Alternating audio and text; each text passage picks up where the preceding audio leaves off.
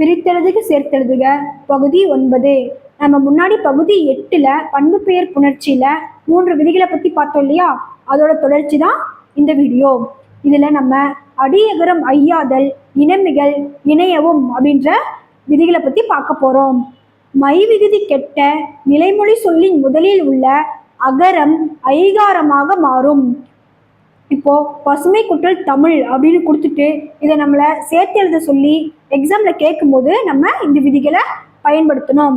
இப்போ பசுமை குட்டல் தமிழ் ஈறுபோதல் அப்படின்ற விதிப்படி பசு குட்டல் தமிழ், அதாவது இந்த மை மறைஞ்சிடும், பசு குட்டல் தமிழ்னு எழுதணும்.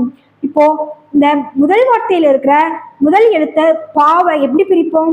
இப்பு குட்டல் ஆன்னு பிரிப்போமா? அப்படி பிரிக்கும் போது அடியகரம் ஐயாதல், அதாவது இந்த ஆவானது ஐயா மாறிடும். அப்படி மாறும்போது இப்பு குட்டல் ஐ பைன்னு வந்துடும். பைசு குட்டல் தமிழ். இங்க இணையவும் அப்படின்ற விதிப்படி இந்த சூ மறைஞ்சிடும், சூ கெட்டது. அப்படி சூ இல்லாம எழுதும்போது பை குட்டல் தமிழ்னு வருமா? இங்க இனமிகள் விதிப்படி, அதாவது இங்க பை குட்டல் தமிழ், இத்தோட இணை எழுத்து என்ன? இந்தா, அதனால பைந்தமிழ் அப்படின்னு சேரும். இப்போ பசுமை குட்டல் தமிழை எப்படி நம்ம சேர்த்து எழுதணும்னா பைந்தமிழ்னு சேர்த்து எழுதணும். அதே மாதிரி 2வது எடுத்துக்காட்டு என்ன?